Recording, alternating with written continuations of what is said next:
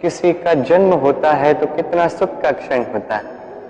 वो छोटी सी संतान जब थोड़ी बड़ी होती है वो चलने का प्रयास करती है। इस प्रक्रिया में भी एक बहुत बड़ी सीख छिपी, धकेल। जब आपको चलना होता है, आगे बढ़ना होता है, तो आप क्या करते हैं? अपने पांव के नीचे जो धरा है उसे ढकेलते हैं पीछे। बस यही तो जीवन में भी सीखना है। अब यदि आपको ज्ञान की ओर बढ़ना है तो अज्ञानता को पीछे ढकेलना होगा। यदि आपको प्रकाश की ओर बढ़ना है तो अंधकार को पीछे ढकेलना होगा। यदि आपको भविष्य में सफल होना है तो भूतकाल के असफलताओं को पीछे ढकेलना ही होगा। जो जल बहते बहते रुक जाता है उसे हम नाला कहते हैं, उससे दुर्गंध आती। किंतु जो जल बहता जाता है वही पवित्र होता है। तो आप भी कर्म करते जाए, कभी मत रुकिए और मेरे साथ प्रेम से कहिए राधे राधे। विष और अमृत, इन दोनों पर इस संसार का चक्र चलता है। समुद्र मंथन किया गया तो इसमें भी इन दोनों की प्राप्ति हुई। पहले विष मिला, फिर अमृत। जीवन मंथन में भी यही प्राप्त होते हैं। अब ये विष जो है ये अमृत से कहीं अधिक शक्तिशाली है और इसलिए कहीं अधिक घातक भी। अब समझते हैं विष क्या। कोई भी वस्तु या भाव यदि मात्रा से अधिक आपके पास हो, आवश्यकता से अधिक आपके पास हो, तो वो आपके लिए विष बन सकता है। चाहे वो धन हो, शक्ति हो, मान हो, आदि इत्यादि। यदि आपके पास कुछ भी ऐसा है जो आवश्यकता से अधिक मात्रा में आपके पास है तो उसे बांटना सीख जाए। यदि आप बांटना सीख गए तो यही विष आपके लिए अमृत बन जाएगा और उनके लिए भी अमृत बनेगा जिन्हें सहायता की आवश्यकता है। तो बांटना सीख जाइए और मेरे साथ प्रेम से कहिएगा राधे राधे। मनुष्य भी कितना विचित्र प्राणी, अधिक से अधिक धन अर्जित करने की चेष्टा में अपने शरीर को ही नष्ट करता है, अपनी शक्ति खो देता है, अपना सामर्थ्य खो देता है। और जो धन अर्जित कर भी लिया वो कहां जाता है? उसी शक्ति और उसी सामर्थ्य को पुनः प्राप्त करने। अब कुछ लोग तो जीवन ऐसे जीते हैं जैसे इनका कभी अंत ही नहीं होगा, किंतु अंत सभी का होगा। और जब ये अंत निकट आता है मनुष्य को आभास होता है कि उसने जीवन जिया ही नहीं। इसका कारण क्या है? लालसा। लालसा जन्म देती है लालच को, लालच जन्म देता है आपके ही विनाश को। इसलिए आज आपके पास जो भी है, जैसा भी है, उसके साथ जीवन जी, पूर्ण रूप से जीवन जी। आपके पास जितना भी धन है, शक्ति है, मान है, उसे सब में बांटना सीखिए। बांटने से प्रेम बढ़ता है और प्रेम से ये जीवन और भी अधिक सुखमय हो जाता है। तो आइए और इसी प्रेम के साथ कहें राधे राधे। अग्नि, चौथा तत्व, सबसे अधिक महत्वपूर्ण, उससे भी अधिक भयावह। कभी अग्नि को नियंत्रित रूप से चूल्हे पर जलते हुए देखिए। ये अग्नि हमें अन्न पका के देती है जिससे हमें शक्ति मिलती है। किंतु यही अग्नि जब विचलित होकर, अनियंत्रित होकर वन की आग बन जाती है तो महाविध्वंस मचा देती है। आपके भीतर की ऊर्जा ये अग्नि, ये शक्ति भी है, ये क्रोध भी है। इसका उपयोग कैसे करना है ये आप पर। यदि कोई व्यक्ति अपनी भीतर की ऊर्जा का उपयोग करता है शक्ति के रूप में तो वो विकास कर सकता है, निर्माण कर सकता है। किंतु यदि व्यक्ति अपनी भीतर की ऊर्जा को विध्वंस का अस्त्र बना दे तो निश्चित रूप से महाविध्वंस कर सकता है जिसमें नाश उसका भी होगा। वर्षों पूर्व ऐसी ही एक अग्नि से इस सुंदर पृथ्वी का जन्म हुआ था। और वर्षों पूर्व ऐसी ही अग्नि में सभी जीव संसार के विलुप्त हुए थे। अब आप अपनी भीतर की ऊर्जा से निर्माण करना चाहेंगे या विनाश करना चाहेंगे, निर्णय आपका है। आइए और मेरे साथ प्रेम से कहिए, राधे राधे। पांचवा तत्व आकाश, नभ, व्योम। क्या है ये? भ्रम है या सत्य है? भ्रम तो नहीं हो सकता, क्योंकि भ्रम में कोई जी नहीं सकता। अब सत्य है तो इतना विशाल कि हमारे नेत्रों से, हमारी इंद्रियों से, हमारे मस्तिष्क से, हमारी सोच से कहीं अधिक परे, जिसे हम समझ ही नहीं पाते। इतना अधिक विशाल है, उतना ही अधिक सरल। इतना अधिक अंधकारमय है, उतना ही अधिक प्रकाश भी यही प्रदान करता है। देखा जाए तो ये जीवन संचालक है, किंतु यदि क्रुद्ध हो जाए तो प्राण हरने में संकोच नहीं करता। ये आकाश ना केवल भूलोक को, अपितु इस समस्त ब्रह्मांड को, इस समस्त सृष्टि को, इसके हर एक तारे को, हर एक ग्रह को एक विशेष स्थिति देता है। इसका स्वयं का कोई अस्तित्व तो नहीं, किंतु ये हम सभी को अस्तित्व देता है। यही महानता है आकाश की। आकाश एक भाव है महानता का, जो सोच से उत्पन्न होता है। आप भी आकाश की ही भांति ये सोच अपना लीजिए। आपका जीवन भी आकाश की ही भांति महान और विशाल होगा, और तब ये मन ये प्रसन्न होकर कहेगा, राधे राधे। ये दीप, इसका प्रकाश भले ही अल्प हो, ये हमारी सकारात्मकता का संकेत है। आपने कभी देखा होगा, अंधकार में विशाल किसी सागर में एक नौका को मार्ग कौन दिखाता है? एक टिमटिमाता दीप। एक चक्रवात में फंसे किसी व्यक्ति की सहायता ये दीप करता है, जो सकारात्मकता का प्रतीक। ये दीप मैंने प्रज्वलित किया है क्योंकि ये दीप हमारे लिए आशा का प्रतीक है। जब तक हम में सकारात्मकता रहेगी, ये दीप प्रज्वलित रहेगा।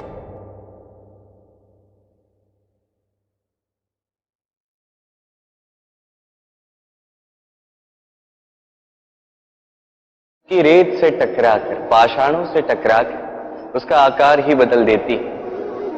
कटीले नुकीले पत्थर इन पे घिस घिस कर इन्हें गोल बना देती, किंतु ये सागर की लहरें, इनका स्वयं का आकार कभी नहीं बदलता। भला ऐसा क्यों? क्योंकि ये बिखर कर भी पुनः जुड़ना जानती। अर्थात जब ये लहरें बिखरती हैं तो ये मतभेद अवश्य है, किंतु इनका पुनः जुड़ना ये एकता का प्रतीक है। देखिए, वाद विवाद, तर्क वितर्क, मतभेद ये जीवन का अभिन्न अंग है, किंतु इन्हें कभी मन में प्रवेश न करने दें। यदि मन में प्रवेश कर भी जाए तो वहां इन्हें वास न करने दें, इन्हें निकाल फेंकें। ये वाद विवाद, तर्क वितर्क, मतभेद, इन्हें जीवन भर साथ लेकर मत चलिएगा। यदि साथ लेकर चलना है तो सबको साथ लेकर चलिए, लहरों की भांति। एकता में विश्वास रखिए, साथ मिलकर आगे बढ़ोगे तो दूर तक पहुंचोगे, अन्यथा केवल दूर की सोच ही पाओगे। क्या चाहते हैं आप? निर्णय आपका है। आइए और मेरे साथ प्रेम से कहिए, राधे राधे। प्रारंभ शून्य से होता है, चाहे ब्रह्मांड हो, पृथ्वी हो, आदि इत्यादि हो, सब अपना अस्तित्व शून्य से पाते हैं। ये शून्य जिसका स्वयं का तो कोई अस्तित्व नहीं है, पर सभी को यह अस्तित्व अवश्य देता है। हमें इस शून्य की भांति बनना चाहिए। जो हमारे साथ जुड़ जाए उसका अस्तित्व कई गुना बढ़ जाए, विशाल बन जाए, श्रेष्ठ बन जाए। किंतु जैसे ही हम उनसे दूर चले जाए, उन्हें हमारी उपस्थिति का आभास, हमारा महत्व ज्ञात। शून्य ही आरंभ है, शून्य ही अंत भी। शून्य को कोई कम क्यों ना आके, ये शून्य अत्यंत महत्वपूर्ण है। इस शून्य की भांति बन जाइए और मेरे साथ प्रेम से कहिए, राधे राधे। एक समय की बात थी, एक असुर था जो अत्यंत भयानक था, मत्सरासुर। उसने कड़ी तपस्या और कड़ी तपस्या के पश्चात महादेव को प्रसन्न किया। साक्षात महादेव ने उसे एक वर दिया और उस वर को प्राप्त करते ही मत्सरासुर ने 10 दिशाओं में केवल विनाश आरंभ कर दिया। इतना ही नहीं, उसने तो कैलाश पर भी विजय प्राप्त कर दी। अब ऐसे में सारे देवता जो है भयभीत हो गए। उन्होंने महादेव से कहा, हे आराध्य महादेव, आपका पुत्र वक्रतुंड ही उस मत्सरासुर का अंत कर सकता है। तब आप आए बाल गणेश, वक्रतुंड के रूप में। अपनी सूंड का उपयोग आपने किया एक शस्त्र की भांति और उस मत्सरासुर को पराजित कर दिया। इतना ही नहीं, आप तो गजानन भी हैं। ये उस समय की बात है जब कुबेर को अपने धन और ऐश्वर्य पे अत्यंत अभिमान हो गया था। तो कुबेर ने क्या किया? कुबेर आए महादेव पार्वती के पास कैलाश में उनसे भेंट करने और उन्हें आमंत्रित किया भोज के लिए। अब ऐसे में महादेव जो थे वो गहन तपस्या में लीन थे। अब ऐसे में वो वहां कैसे जा सकते थे? तो माता पार्वती ने महादेव के स्थान पर आपको भेज दिया कुबेर के उस महल में भोज करने के लिए। अब वहां जाकर क्या थे, आपको हुआ क्या? वहां पे अनेक व्यंजन थे, स्वादिष्ट स्वादिष्ट, एक से बढ़कर एक व्यंजन, और आप वो सभी व्यंजन खा गए। तत्पश्चात आपको क्या था, आपने क्या किया? आपने उस महल में देखा और जितने भी अमूल्य रत्न, अमूल्य आभूषण, अमूल्य वस्तुएं थी, आप वो सभी खा गए। तत्पश्चात भी आपकी भूख जो थी वो शांति नहीं हुई। आपने कुबेर को एक अत्यंत श्रेष्ठ बात पढ़ाया कि कुबेर, अहंकार से मुझे जो कुछ भी खिलाओगे, जितना भी खिलाओगे, मेरी भूख शांत नहीं होगी। मैं तुम्हें और तुम्हारे समस्त राज्य को भी खा लूंगा।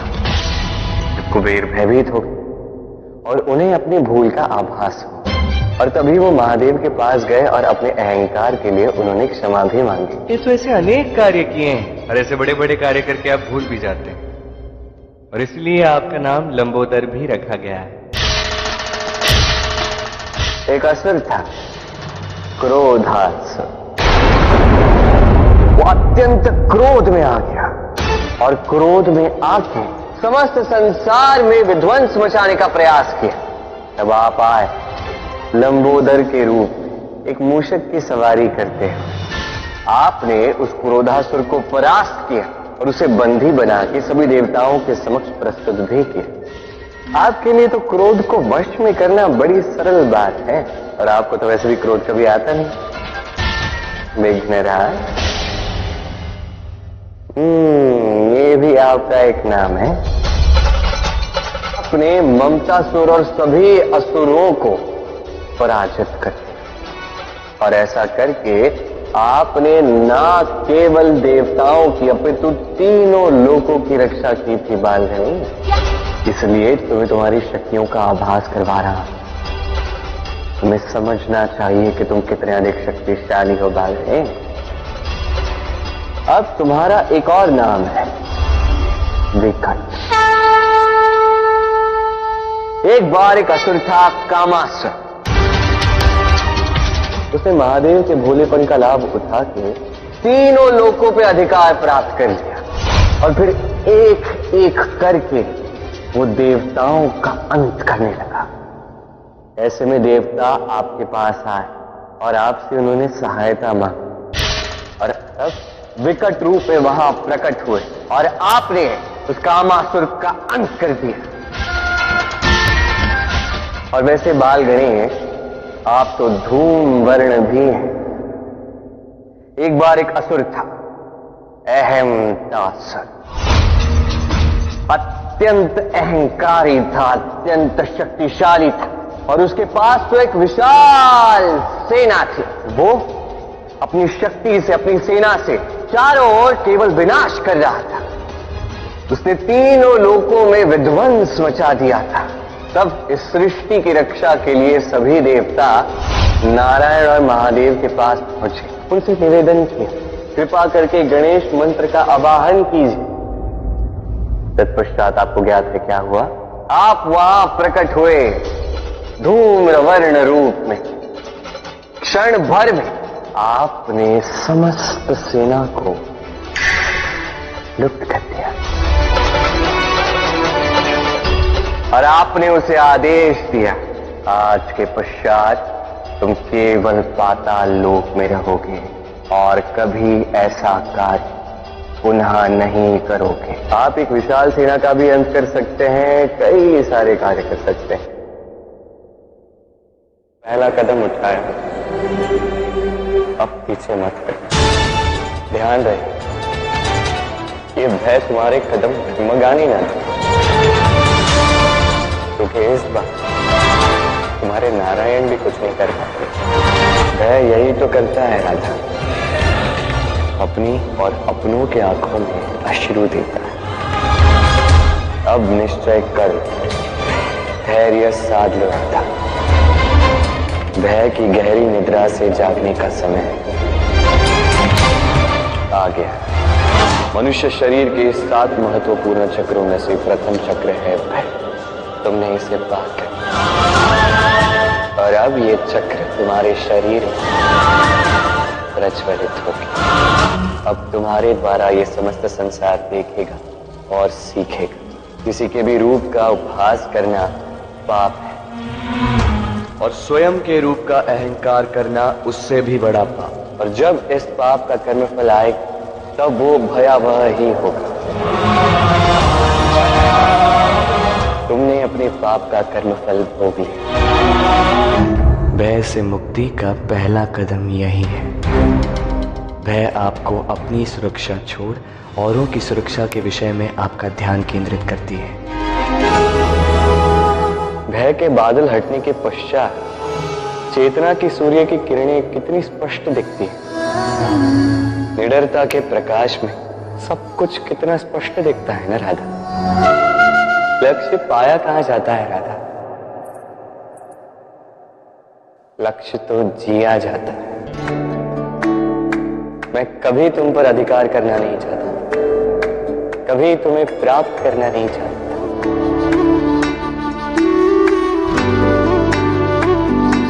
क्योंकि प्रेम भी लक्ष्य की ही भांति पाया नहीं, जिया जाता है। पाने और खोने का उपक्रम व्यापारी का होता है, पुजारी का नहीं। मेरी बांसुरी और तुम मेरे लिए का गीत पूजा हो रहा था, मेरी आराधना। तुम्हें वो साहस देखना था। साहस मनुष्य की सबसे बड़ी शक्ति, जो साहस की डोर थामे वो मनुष्य जीवन की प्रत्येक संकट को पार कर सकता है। ये साहस जो अब से भय का स्थान लेगा। भयो मां अभयम गमय। जो गया वो भय था दा, किंतु जो आ रहा है वो राधा, उसकी दूसरी बाधा मोह।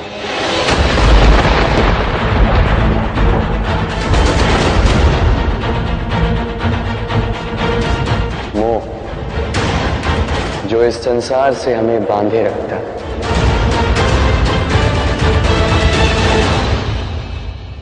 मोह जो केवल पाना चाहता, बांधता है। दो प्रेम का दूसरा अर्थ ही मुक्ति है। यदि राधा को अपने कृष्ण से शुद्ध प्रेम करना है तो उसे अपने प्रेम की, अपने कृष्ण की ओर अगला कदम बढ़ाना ही होगा। जिसे बढ़ाने के लिए उसे अपने मन पर बंधी मोह की बेड़ियों को तोड़ना होगा।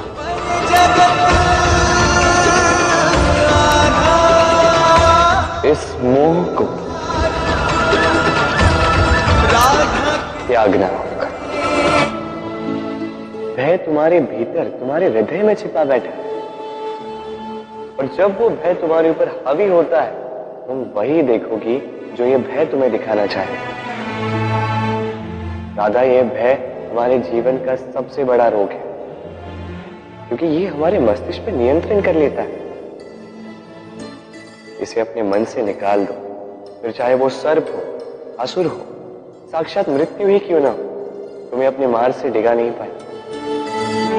प्रेम की देवी राधा भय और अज्ञान के कैसे अंधकार में खो गई है।